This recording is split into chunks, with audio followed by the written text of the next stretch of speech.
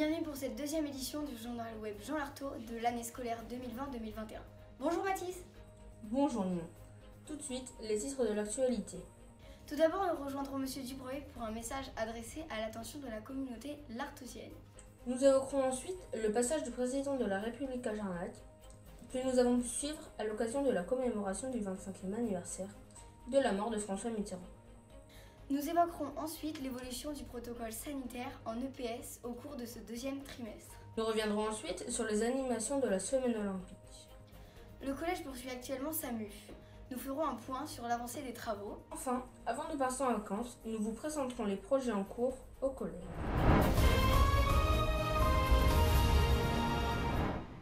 Et c'est à nouveau depuis la maison que nous vous retrouvons ce soir. En effet, le président Macron a annoncé mercredi dernier la fermeture des collèges pendant une semaine. Ce seront ensuite les vacances pour l'ensemble de la France et à nouveau une semaine à distanciel à la rentrée. La reprise des cours est prévue le 3 mai. Elle pourrait néanmoins se faire avec un protocole sanitaire adapté. Retrouvons tout de suite Monsieur Dubreuil. Bonjour à toutes et à tous.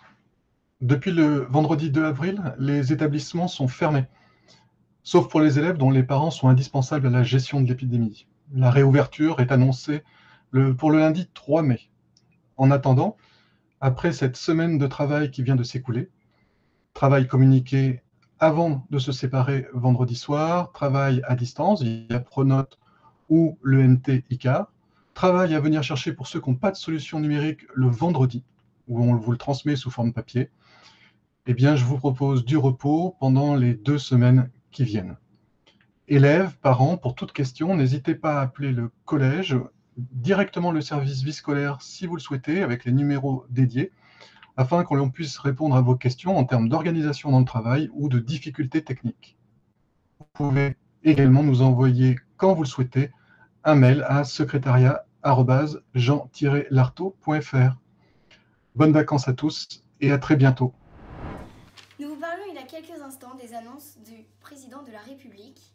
Et c'est justement avec le président Macron que notre année avait commencé. Suite à l'annonce de sa venue à Jarnac pour la célébration du 25e anniversaire de la mort du président François Mitterrand, enfant du pays jarnacais, nous avons décidé d'aller à sa rencontre.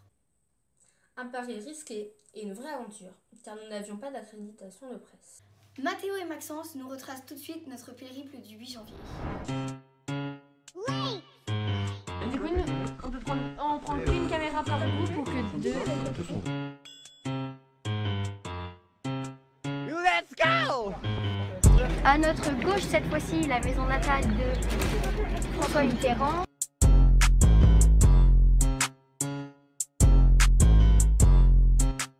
C'est moi qui m'occupe de la maison, des visites, de la gestion de la maison aussi, de quand il faut faire des travaux, de ce qu'il faut restaurer, de ce qu'il faut acheter, des choses à retrouver, et puis les visites, les billets d'entrée, les sous, tout ça. C'est moi. Bah écoute, c'est le monde à l'envers. C'est une bonne idée.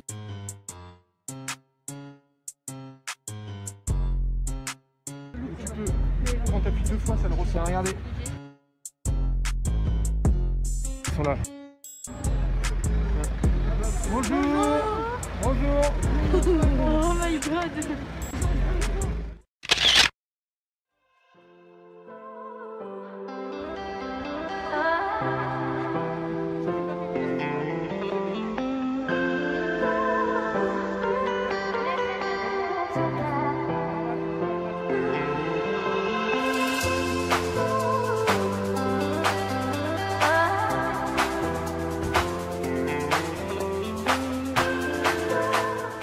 A few moments later.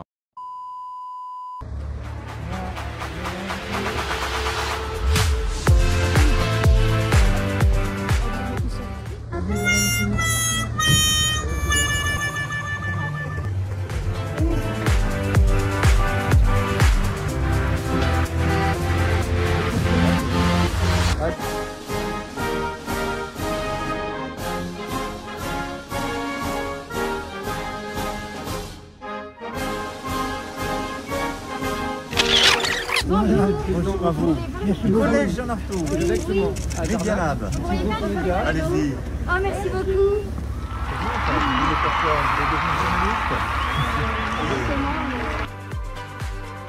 Vous négocier des stages. Merci. Regardez, avec monsieur Mitterrand. Pour bien m'interroger. C'est vrai? Oui. C'est bien.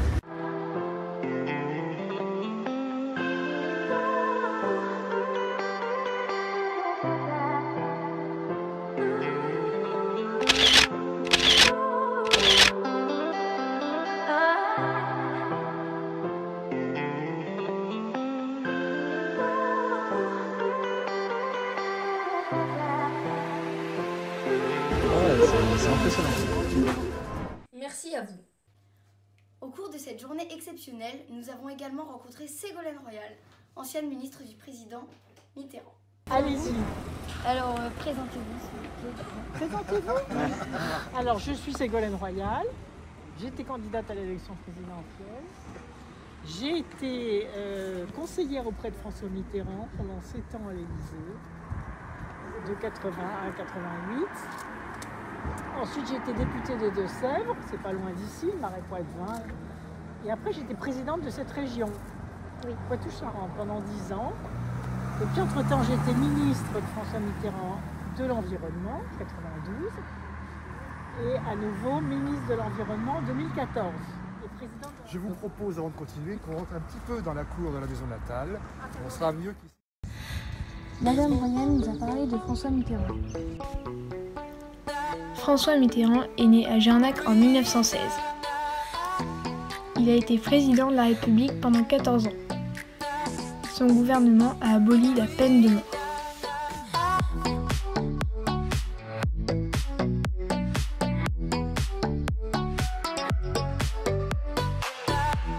Nous avons ensuite abordé des sujets concernant l'écologie.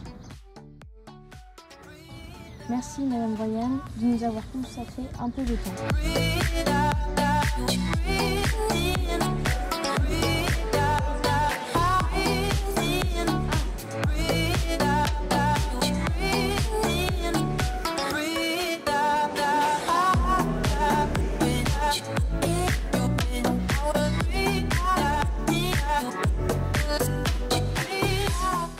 Merci Madame Royal pour nous avoir consacré un peu de votre temps.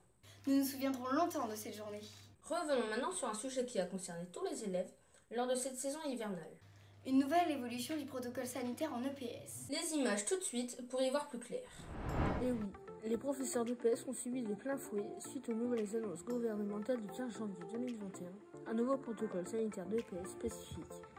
Aux contraintes déjà existantes s'est ajouté notamment le fait que tous les cours d'EPS en intérieur sont interdits. Une nouvelle contrainte dure à encaisser, surtout en plein hiver. Il a donc fallu s'adapter. Les professeurs ont essayé de mobiliser les élèves autour des Jeux Olympiques jusqu'aux vacances de février, sachant que la semaine olympique et paralympique avait lieu du 1er au 5 février. Toutes les classes ont participé aux ateliers proposés le mardi 2 février. Au retour des vacances, les professeurs ont préparé une programmation et une répartition des espaces extérieurs afin de pouvoir proposer des activités sportives variées et en gardant la possibilité de se replier en salle en cas de mauvais temps. Comme vous pouvez le constater derrière moi, le protocole d'EPS vient à nouveau d'évoluer. Les cours d'EPS en intérieur sont à nouveau possibles depuis le lundi 22 mars, mais la pratique des sports collectifs en opposition reste interdite en dehors de l'ultimate. Merci Mathis pour ces précisions. Revenons maintenant sur la semaine olympique qui s'est déroulée du 1er au 5 février. En tant qu'établissement labellisé Génération 2024, le collège participe, comme chaque année, à cet événement national.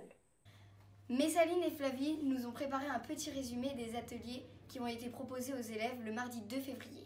Tout de suite, les images.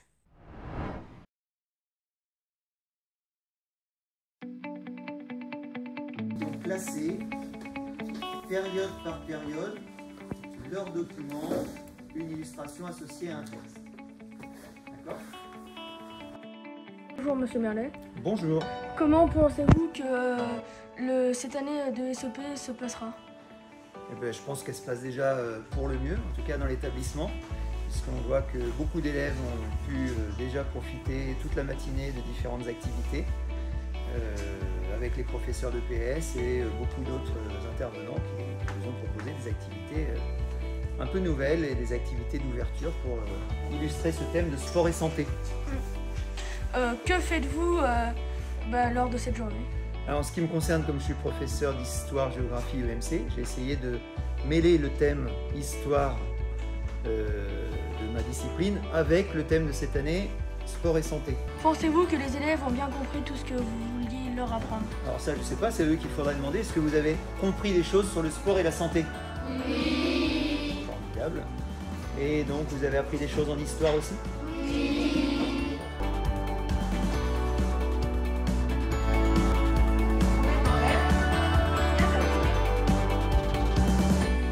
Quel cours vous avez donné à vos sixièmes? Enfin, expliquez-nous un peu ce que vous avez fait. Alors j'ai proposé à 2 classes de 6e un atelier où on a réfléchi sur la thématique du sport et de la santé en lien avec l'éducation musicale.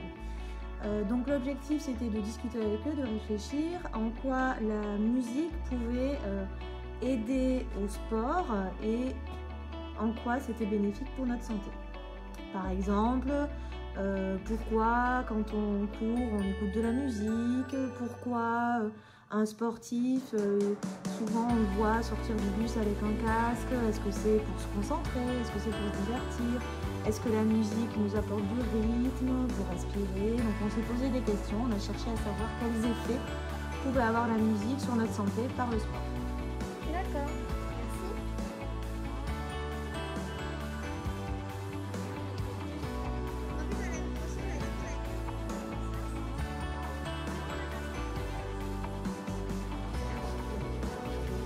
D'accord. Concertez. Vous allez vous donner votre réponse? Ah bah, donnez-leur la réponse. La colombe. Bon, je sens que ça va être chaud, c'est parti, ça va être chaud.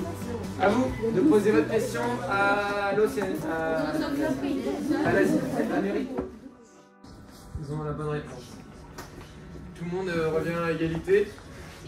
Ça promet, ça va être chaud. Ok, à vous de poser la question. C'est quelle question que tu m'as posée? La vie, c'était bon ou pas? Non, c'était bon.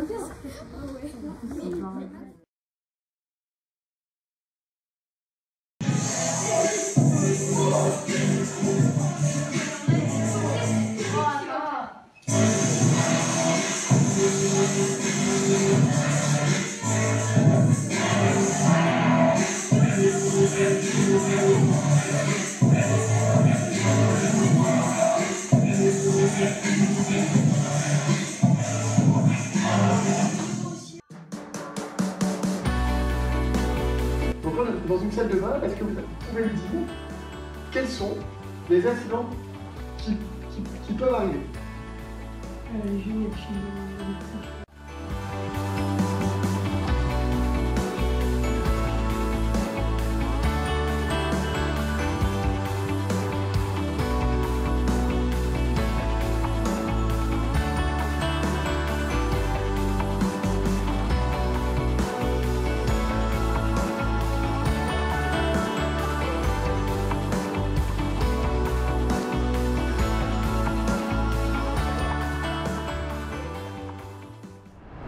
Merci les filles. Et pour finir cette génération 2024, nous passons la parole à Léna qui a un petit message pour vous.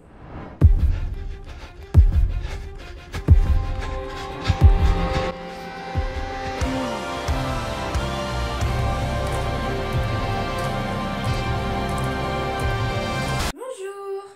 Dans le cadre de la semaine olympique, un défi a été proposé aux élèves, celui de parcourir la plus grande distance possible avec leur classe, le but étant de parcourir la distance entre Paris et Tokyo. Ce défi est proposé à l'ensemble des établissements de l'académie.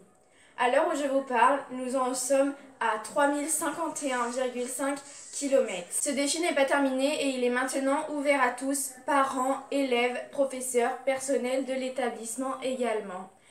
Il va se prolonger jusqu'au 23 juin, le jour de la journée olympique prévue dans toute la France, et comme chaque année. Nous sommes maintenant sur le site du collège. Une fois arrivé là-bas, vous cliquez sur Tokyo nous voilà.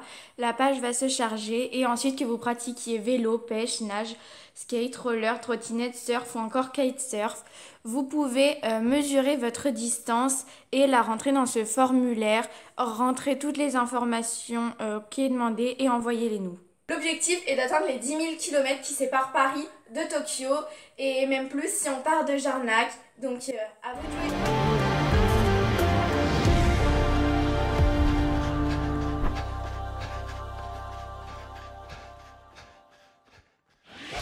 Merci Léna. Depuis maintenant 2 ans, nous partageons avec vous l'avancée des travaux du collège. Nous vous avions présenté notre dernier JT en direct des étages des pôles sciences et technologies.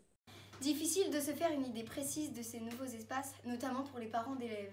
Baptiste vous donne un aperçu plus précis sur ces nouvelles salles, tout en vous présentant la phase de travaux qui est en cours, qui devrait s'achever à la fin de l'année scolaire. En effet Mathis, les utilisateurs pourront notamment bientôt profiter d'un CDI flambant neuf. L'ensemble de la communauté éducative bénéficiera d'une nouvelle salle des profs, d'une salle de réunion, ainsi que de nouveaux bureaux d'accueil, de secrétariat et de direction. En attendant, découvrons tout de suite les images tournées par Baptiste.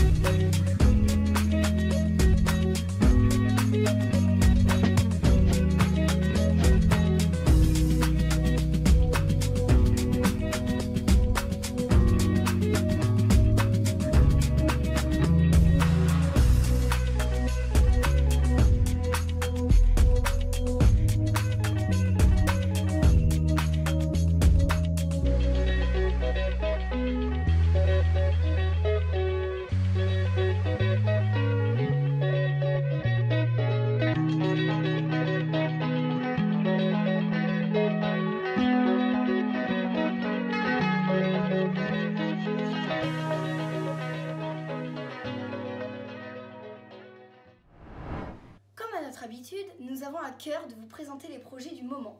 Hugo nous présente tout de suite le projet Par Nature la rencontre et les travaux réalisés par les élèves avec les 2 artistes, Pascal et Agatha. Alors, le principe du projet, c'est de partir à la rencontre en fait, du travail de Agatha et du travail de Pascal. Pascal expose à Chabram en mars-avril et donc l'idée était que des élèves scolaires puissent partir en fait, à la rencontre de ce travail. Ça concerne donc 2 classes de primaire, une classe de lycée, ça a concerné également l'EHPAD.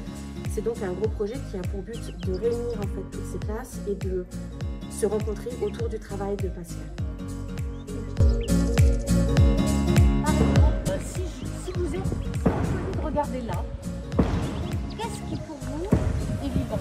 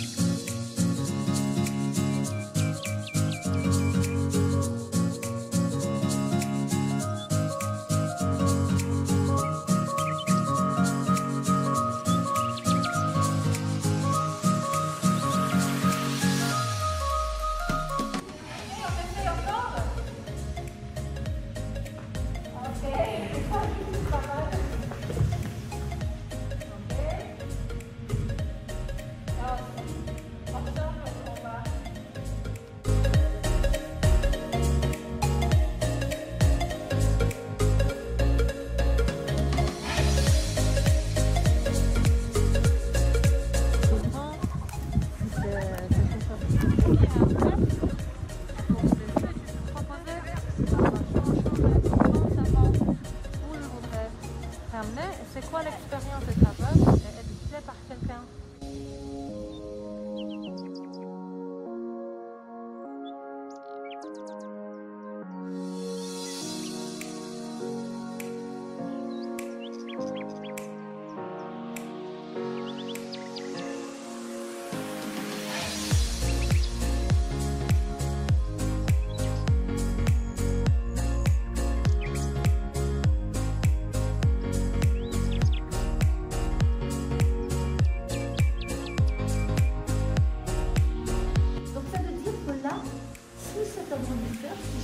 volume, je vais avoir 6, mais donc 9 ciseleuses. Et c'est exactement ce que font les appareils photo. Ça s'appelle la profondeur de champ.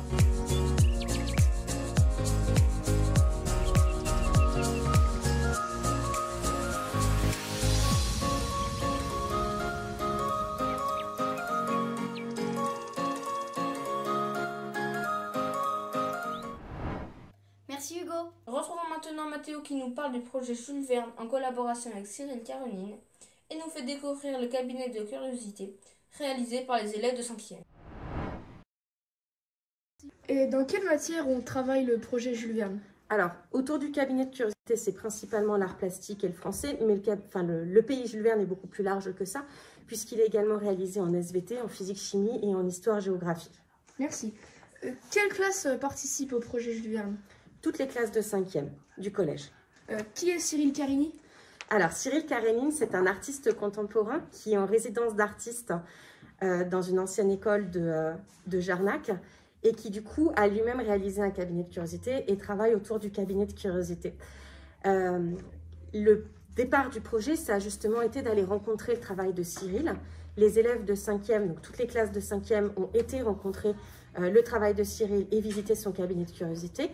Et à partir de la semaine suivante, Cyril Caronine est venu et c'est lui qui nous a accompagnés sur toute la réalisation du projet et qui a également travaillé énormément sur la mise en place en fait, du cabinet de curiosité, sa présentation et la disposition en fait, des travaux des élèves.